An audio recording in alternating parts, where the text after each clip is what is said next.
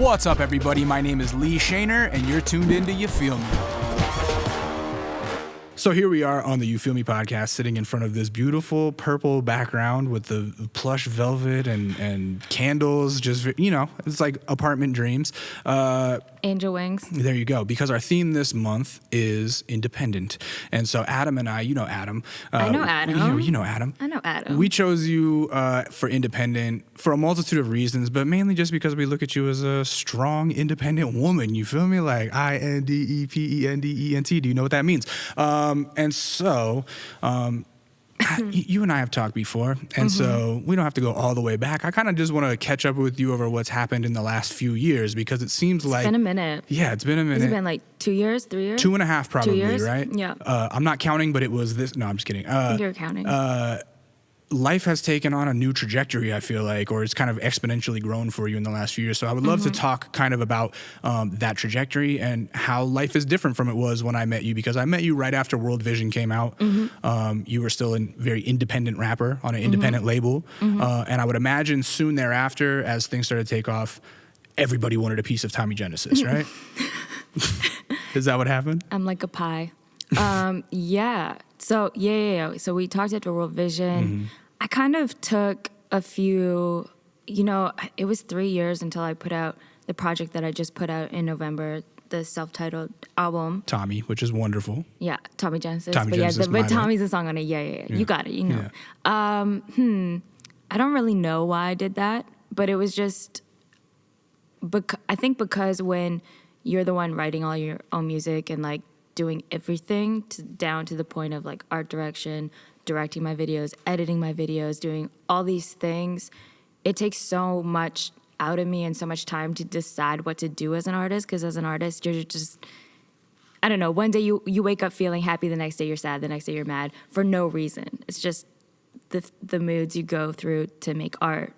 And I took like 3 years to, not necessarily to make the project, but kind of just like 2 years off. And in those 2 years, I did a lot of modeling, I did a lot of fashion stuff. So then because of that, I created this other lane for myself. And then when I came back, I made this project. Now I'm back making music. You are. Got so much new music too. Do you? Not out yet, but you know, I'm back. I heard the new single. Oh, I'm yours? I'm yours, yeah. It's great. Thank you. Yeah. That's a song I made for my family. Do you think during that kind of 2-year period where you're working more on the fashion stuff and modeling, did that still satisfy kind of the same creative part of your brain? Because you mentioned, like, I know, like, you went to art school. You're a true visual artist and a musician. Yeah. And so that part of your creative brain probably needs to be satisfied a lot of different ways. I did a lot of drawing. Yeah. I actually want to have a show soon. Yeah. In those 2 years, I just didn't put any pressure on myself. I think, you know, at that time I wasn't signed, and like there was just no pressure on me to do something. So I was kind of just figuring out who I was and who I wanted to be. And I came to the realization that what I was doing wasn't necessarily for me. And I was like, I just want to make music that makes people feel good about themselves wherever they are in life. But I needed those 2 years just to feel good about my own self in a weird way, and to grow and to experiment. And I did a lot of drawing. I was still making music. I just didn't put it out. Yeah. I mean, I feel like on Tommy Genesis, you can feel that growth. There's such a different, I mean, you can tell it's the same human making the music, but I think the level of kind of songwriting exponentially grew. I think the production value grew. Charlie.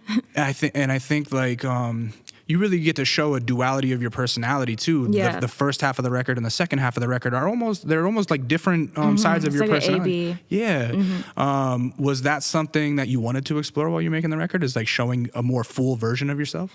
I didn't try to do that, and I really struggled with even putting that out, because a lot of people told me that I can't be two different people. I have to choose who I am. You have to choose if you're Tommy, or you have to choose if you're Genesis. And you know, I grew up, my name is Genesis, and my artist name is Tommy Genesis, and I name myself because that's what you can do when you're an artist.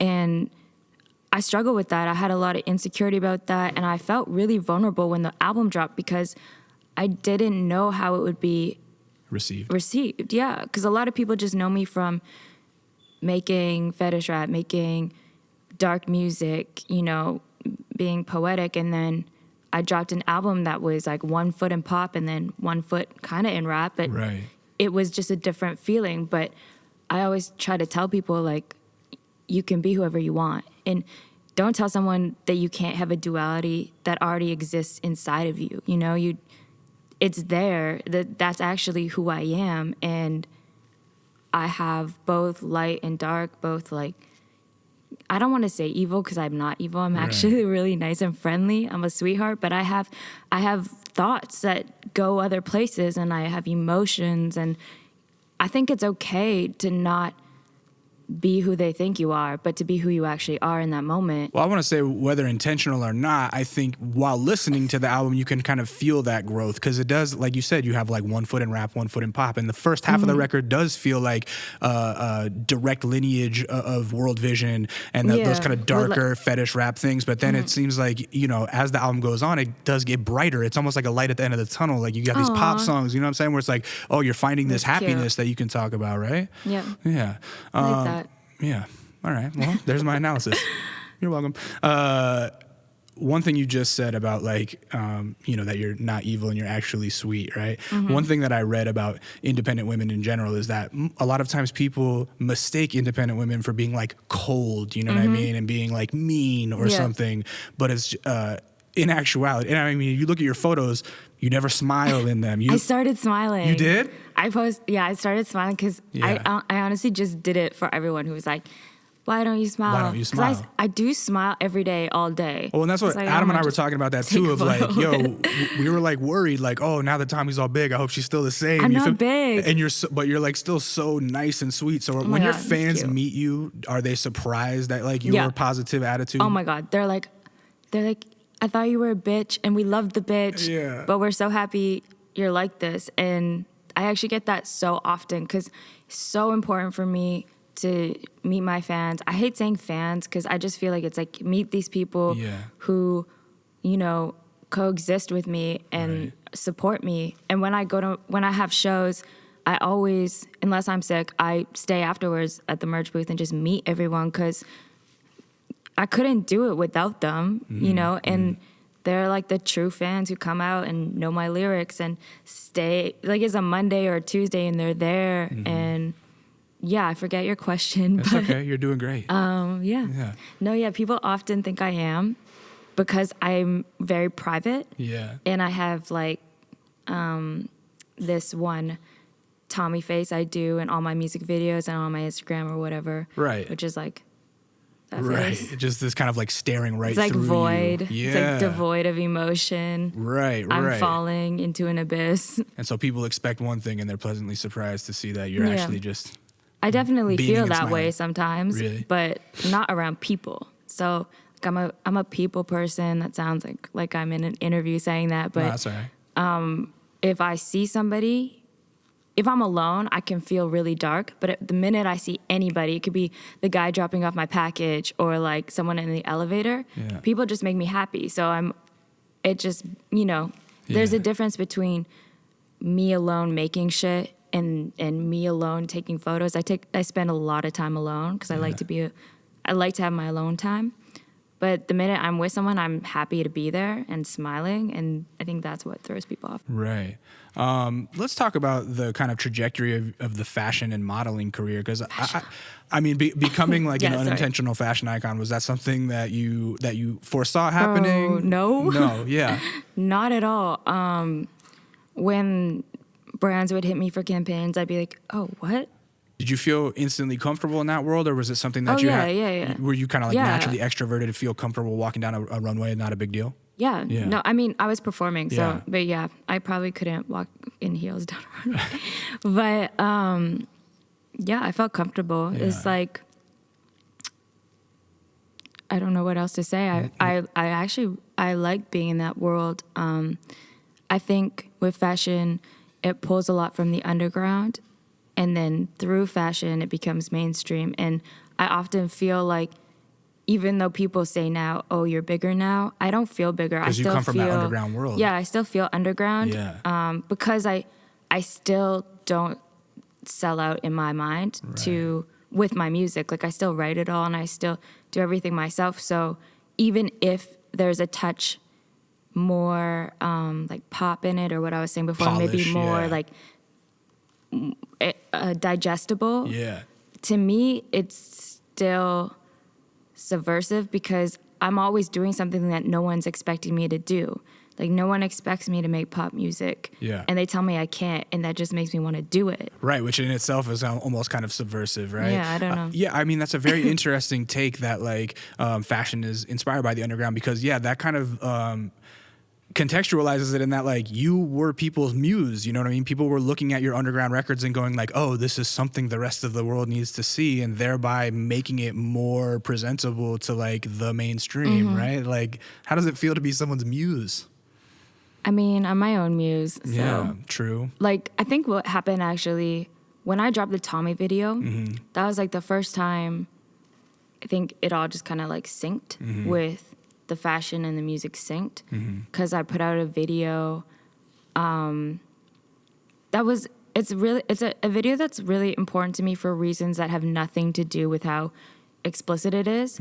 It's because I wanted to put out a video that I had complete control over, because I feel like a lot of the times when you're at shoots or doing a lot of stuff, you're not in control of the creative in fashion, which is fine because I love collaborating and I love, being in new ideas that I didn't think of. So that's like a whole other thing. But with my music videos, what I really like about them is I get to have full creative control, and I get to control everything down to the coloring at the end, whatever it is.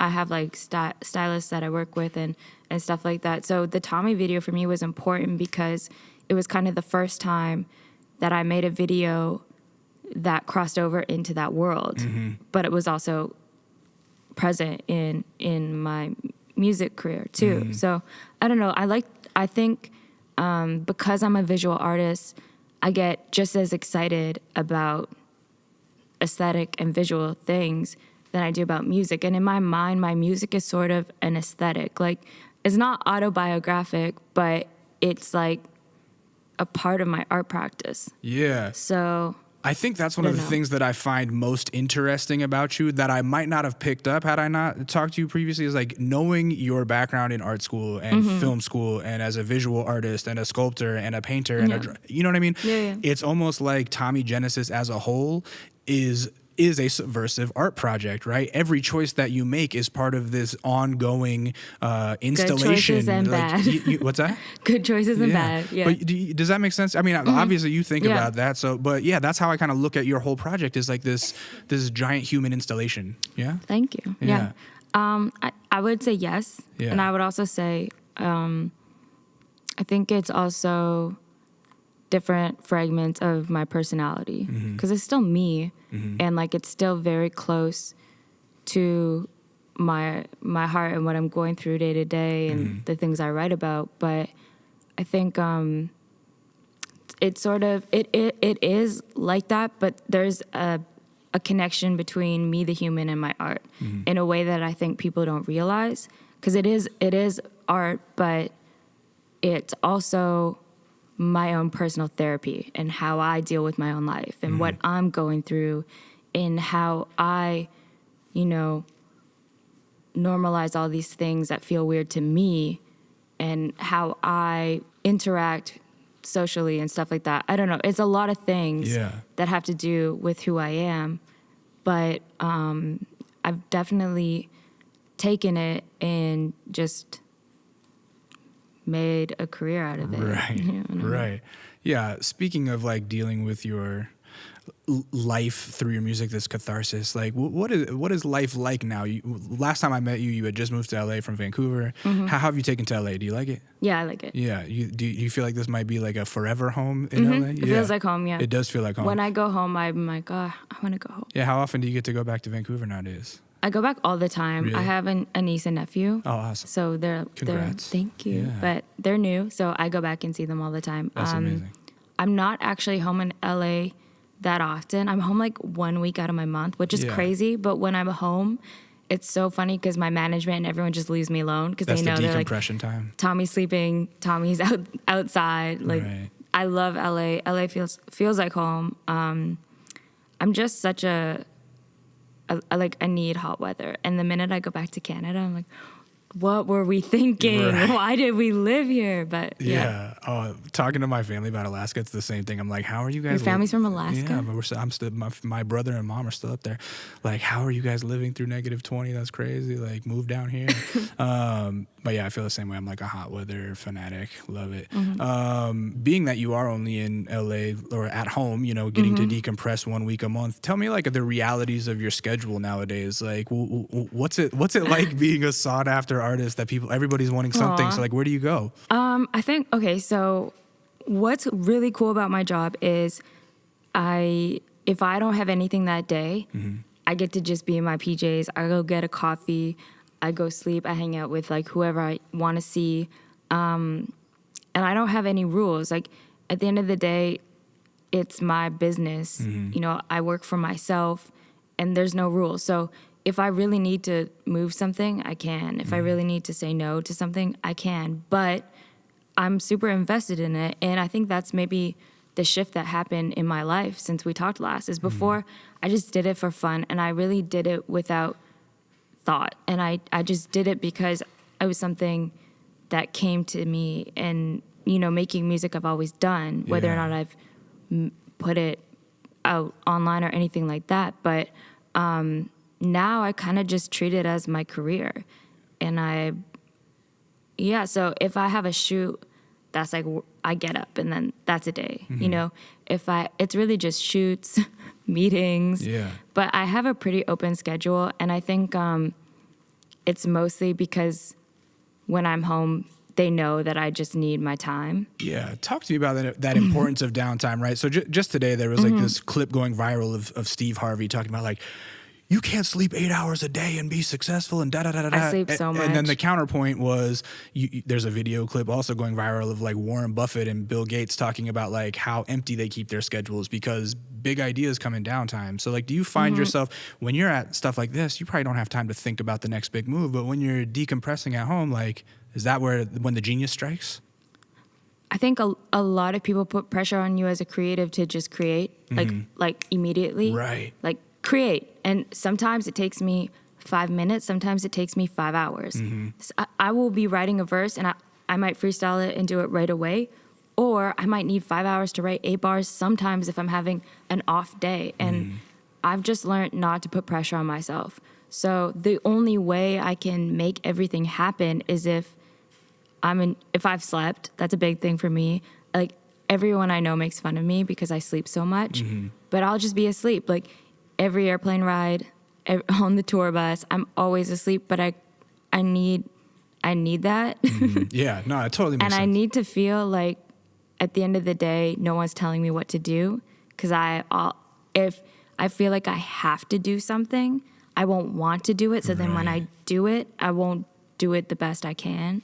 Yeah, when I was younger, something that didn't make sense to me was this idea of like protecting your energy. I just thought like, oh, I need to do it. And now now as I from vampires, you know what I'm saying? No, yeah, from vampires for sure. But like swag Draculas.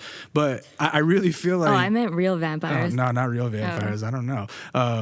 But yeah, I feel like you need to protect that energy and you need to conserve that energy so that way when that energy needs to be present, it's there for you. Yeah. Yeah. Does that make sense? No, it does. These are just things I don't think about. Yeah. Like scheduling, I just don't think about. But I know if I don't want to do something or can't, I just won't. And, And you got that choice. Yeah. I think it's important to have that choice because the minute you feel like you're tied to it, it's just like you don't enjoy your life. This is getting like... No, it's okay. Okay. We could talk about something else now. So tell me about the making of Tommy Genesis. How did your process differ from World Vision? Because I know World Vision was a very independent project where you were kind of alone a lot doing everything and probably recording at your crib or something. Oh, yeah. I was like in my bedroom. Right. But in between that time, you get signed, right? Yeah. And so, yeah. and I'm sure that they give you a certain level of independence, but at the same time, it is like a committee to to an extent. I mean, I'm signed to indie label. Yeah. So I actually have the same amount of independence. Awesome. Nobody, no one tells me what to do. That's so sick. Like, but that's why they wanted me. Like, Yeah. they didn't want me to tell me what to do. You know what I mean? Right.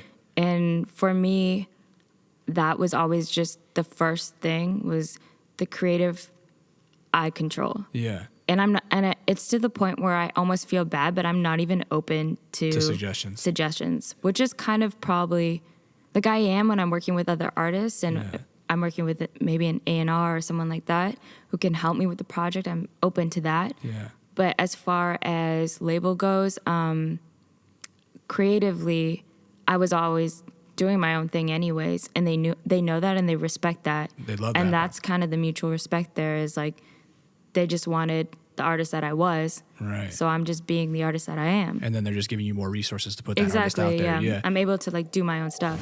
Thanks for tuning in. Skull Candy wanted to show you some love for listening by hooking you up with 15% off your next purchase. Head over to skullcandy.com and use the code YouFeelMe19 at checkout to get 15% off anything site-wide. For Tommy Genesis as compared to World Vision, did you get in the room with new people? Were you working with new producers? Actually, Were you working with, yes. Like, so funny. Tommy Genesis was the first project I was in the studio. That's what I was wondering. Isn't It's that like, crazy? Did you go to a studio? Yeah. I went to a studio. But That's a big difference between like, getting signed and being independent is like now you have access to professional facilities. And I was in the studio with, I first went in with like Charlie Heat. Yeah. The first time we made Hunter Bad. Really? The first day. Wow. Yeah. And it was like a concept for the song I had already had, but then we went in and made the beat and everything. I worked a lot with him.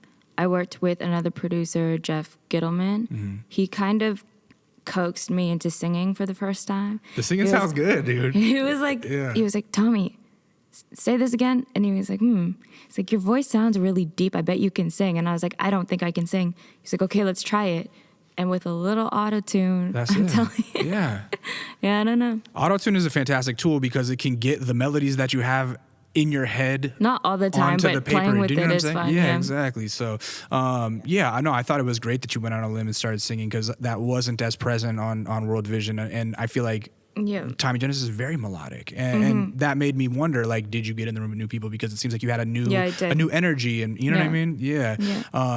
Did you find the difference between those two producers was part of what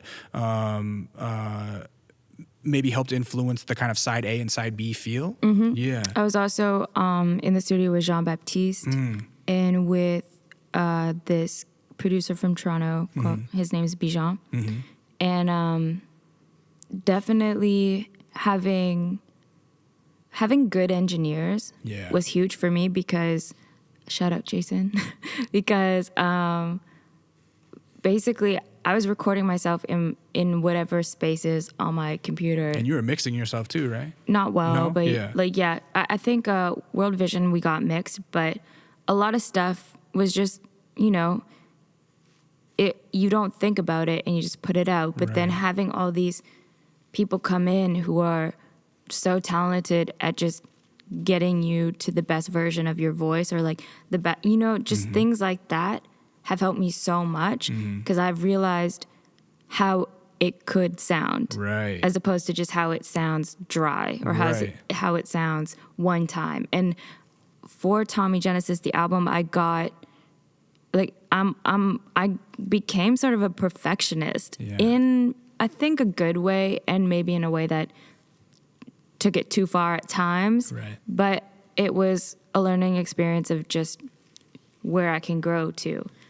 Right. When you finally get access to those kind of professionals that can really dial things in and are super familiar with the equipment, it's almost like your brain is allowed to have bigger ideas because when you are doing it independently, you know the limits of your own talents and you know talents like mixing and stuff like, or like the limits of my mic, like, I can't do this because my mic won't handle it. You know what I mean? And so you're almost like it's fun to grow. Yeah, you're putting a damper on yourself and then you get out there and it's like, now, boom, my big ideas can come to fruition, right? Yes. Yeah. Did you feel that? Yeah. Yeah. I felt that. Okay. For sure. Yeah, me too. So I'd always have things I would hear in my mind and by myself, I couldn't make them happen. Right. Even like getting down like a template, like a demo, like trying to put the production in myself or trying to record it in the way I can hear it. And I always will hear the song or I'll hear the melody. Sometimes I'll fall asleep with like a new song in my head and I'll hear all the notes, but at times it's so hard to take that and put it into the song. That makes total sense. And it goes into the song, but when it's in the song, it sounds so different. But then you just gotta work with it and be like, you know, bridging that gap between what I'm hearing and what I'm making. I'm slowly starting to learn how to, just like with voice lessons or with sitting in with other producers, with doing things I didn't do before, just to learn like music theory and learn all these notes and how I can get these ideas out over here onto the paper. Yeah, that's so amazing. It's been cool. When you just said that you might think of a melody while you're falling asleep or something, and we talked about sleep earlier, that made me think of a question that I forgot. Knowing that you love to sleep so much, do you dream a lot? Yes. Are you a dreamer? Yes. Do you write down your dreams? Do you remember them? Bro, my dreams scare me. Are they nightmares often? Or I have so many nightmares. I have so many lucid dreams. Really? I had a dream yesterday where I couldn't wake up and I knew it was a dream, but every time I woke up, it was in a new dream. Oh, no. But it was really creepy because every time I woke up, it was the same picture of like me waking up with like looking at my hand, and then it would go into my day, and then something weird or bad would happen. I'd be like, oh, it's a dream. And then I would go back to sleep to try to wake myself up. Okay, I'm going back to sleep so when I wake up, I'll be awake in real life, because I knew I was late for my meeting in my dream, and I was in real life. Oh, wow. So I knew I was late for my meeting because I didn't hear my alarm. I kept waking up to my hand again. I'd be like, is this real life? Right. Living, and then something so fucking weird would happen. Yeah. Like horrific or whatever. And I'd be like, fuck, I'm dreaming.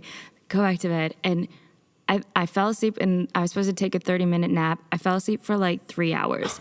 And when I woke up, I was so angry. Yeah. I woke up and I was like, oh, fuck, this is real life. And I was just so angry. Yeah, just pissed. You say you lucid dream? Those are ones where you like have control of what you're doing? Yeah. Oh, wow. Well, like that's a lucid dream when you know you're dreaming and you're trying to wake up. Oh, okay. And I wasn't trying to control it because I was just like, I want out. I'm trying to get out of here. Right. That I was late for my meeting. What other big accomplishments have taken you aback where you're just kind of like, wow, is this life? I did a shoot with Fenty, and I met Rihanna. And my God. That was like insane. Really? That was insane. Wow. What was it like to get that I'm call? a Fenty Beauty ambassador.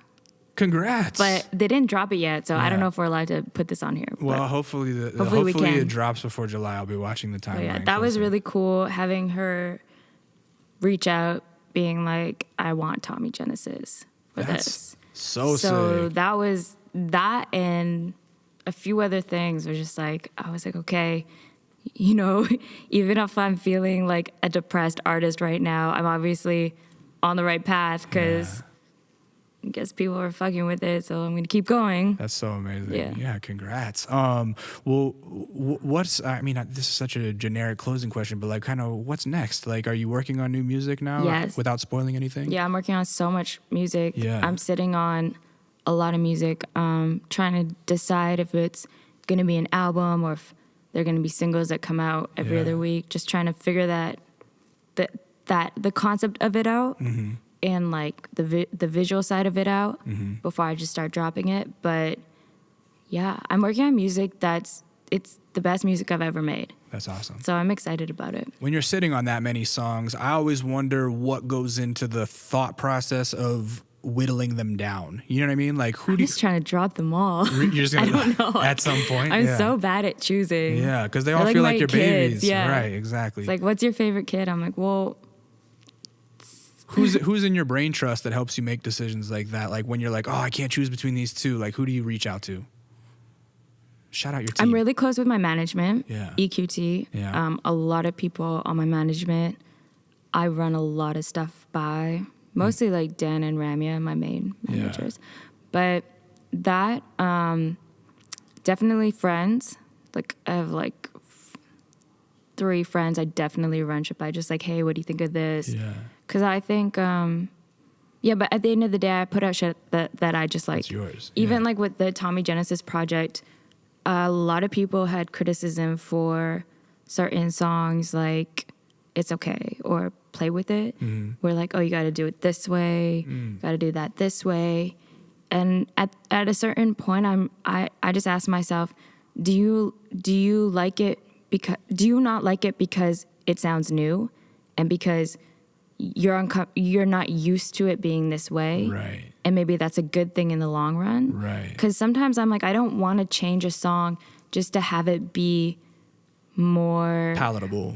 yeah, Or like understandable. something you may not like a sound or the way it's recorded or something like that may sound different and bad to you, but then it might just be a new sound, Right. and maybe it's okay. Yeah, sometimes things that are ahead of their time sound grating or brash initially, and then you go back and you go, oh, wow, this person like really fucking had it figured out early. You never know.